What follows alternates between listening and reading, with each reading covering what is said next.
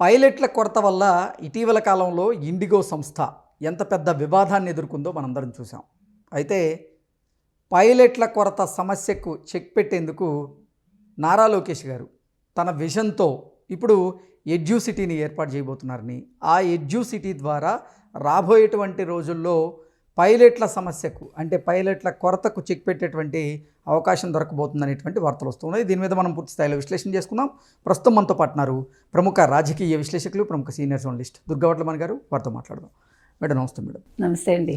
నారా చంద్రబాబు గారు అలాగే నారా లోకేష్ గారి ఆధ్వర్యంలో ఎడ్యూసిటీ ఇదైతే రాబోతోంది. నిజంగా పైలట్ల సమస్యకి చెక్ పెట్టేందుకు నారా లోకేష్ గారు ముందు చూపుతో తన విజన్తో ఈ ఎడ్యూసిటీని నిర్మించబోతున్నారనేటువంటి వార్తలు వస్తూ ఉన్నాయి. ఈ ఎడ్యూసిటీ నిర్మాణం కనుక పూర్తయితే ఈ పైలట్ల సమస్య, ఈ పైలట్ల కొరత ఏదైతే ఉందో దానికి చెక్ పెట్టేటువంటి అవకాశం స్పష్టంగా కనబడుతుంది అన్నట్లుగా వార్తలు వస్తూ ఉన్నాయి. దీని మీద మీ విశ్లేషణ ఏంటి మేడం?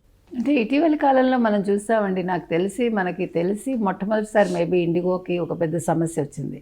అక్కడ పైలట్ల కొరత, తర్వాత గ్రౌండ్ క్రూ లేకపోవటం.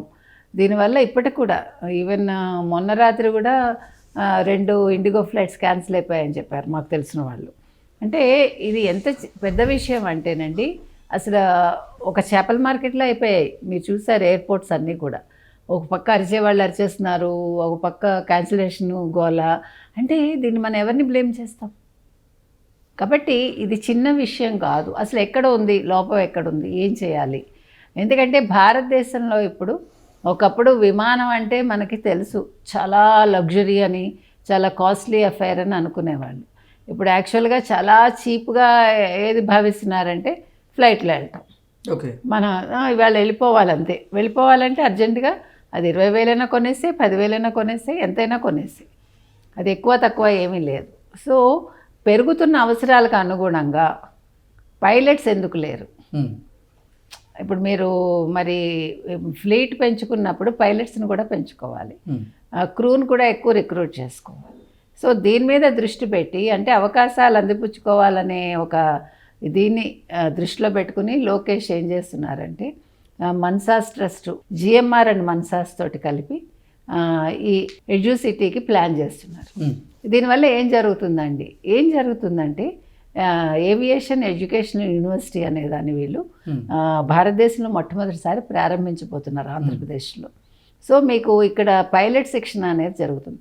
సాధారణంగా పైలట్ శిక్షణ ఇంతవరకు మనకి విదేశాల్లో జరుగుతుంది, స్వదేశంలో లేదు. కాబట్టి ఇక్కడ ఆ కోర్స్ పెట్టి యూనివర్సిటీ ద్వారా అందులో శిక్షణను ఇస్తారు ఎవరికైతే ఇంట్రెస్ట్ ఉంటుందో పైలట్స్గా వెళ్ళాలని.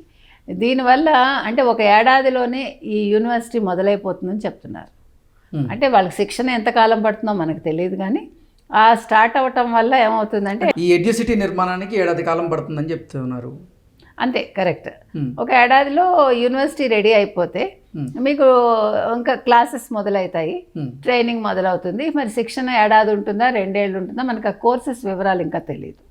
కాబట్టి దాని ప్రకారం శిక్షణ జరిగింది అనుకోండి, మేబీ 2-3 ఏళ్లలో మనకు ఒక పరిష్కారం దొరుకుతుంది కదా. అంటే మీకు ఇంకెప్పుడు కూడా ఫ్యూచర్లో ఇది రాకుండా, మీకు రామ్మోహన్ నాయుడు ఆ రోజు చెప్పాడు, గుర్తుందా మీకు? ఇదొక మేము గుణపాఠంగా తీసుకుంటాము, ఫ్యూచర్లో ఇలాంటి సమస్య తలెత్తకుండా మేము ప్లాన్ చేస్తాము అన్నాడు. దానికి ప్రతిగా ఇది చేస్తున్నారు వాళ్ళు. అంటే లోకేష్ మీద చాలా పెద్ద దుమారం రేగింది మనకు తెలుసు. లోకేష్ని పేరు అనవసరంగా ఒకళ్ళు తీసుకొచ్చి తెలుగుదేశానికి సంబంధించి అతను, లోకేష్కి సంబంధం ఏంటి ఏవియేషన్ తోటని వచ్చింది. కరెక్టే, లోకేష్కి సంబంధం లేదు, కానీ ఇప్పుడు లోకేష్కి సంబంధం. అంటే మనం ఒక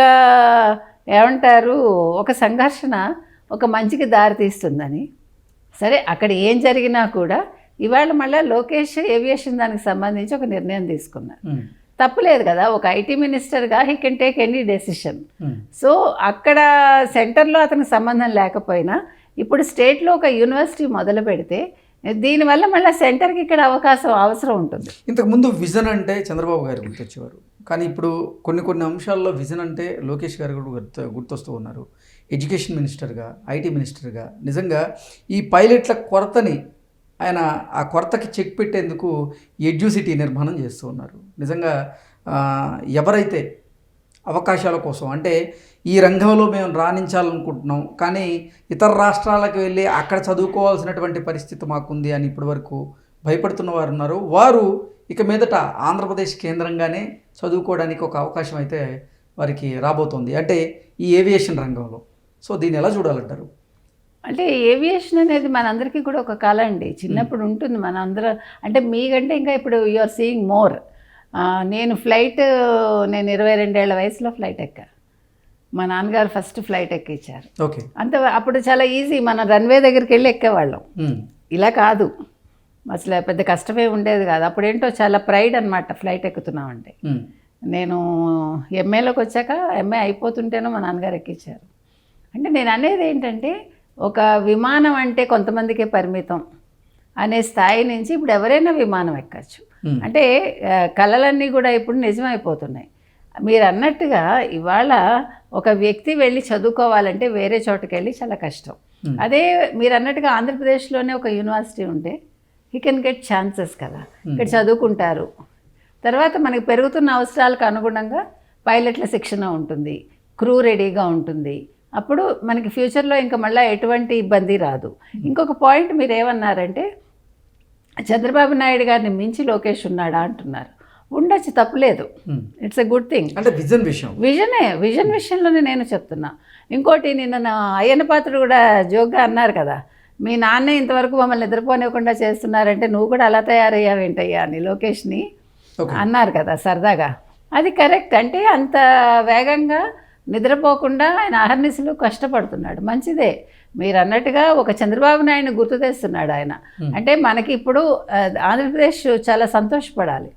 మనకి 2 జోడు గుర్రాలు దొరికాయి, జవనాశ్వాలు అంటాం మనం. అంటే చాలా వేగంగా పరిగెడతాయి, అవి చాలా బలంగా ఉంటాయి కదా. మీ గుర్రాల్లో చాలా మంచిగా ఉంటాయి కదా. అట్లాగా వీళ్ళు అంత బాగా రాష్ట్రాన్ని పరిగెట్టిస్తున్నారు అభివృద్ధిలో. కాబట్టి ఇవాళ ఏవియేషన్ రంగంలో కూడా చాలా మంచి జరగబోతోంది. ఏదైతే ఒక సమస్య వచ్చిందో ఆ సమస్యకి పరిష్కారం దిశగా ఇవాళ ఆంధ్రప్రదేశ్ ఆలోచించింది. కానీ ఇన్ని రాష్ట్రాలుండి ఏ రాష్ట్రం కూడా ముందుకు రాలేదు. ఏ రాష్ట్రం కూడా ఆ సమస్యకి పరిష్కారం మేము ఇస్తామని చెప్పలేదు.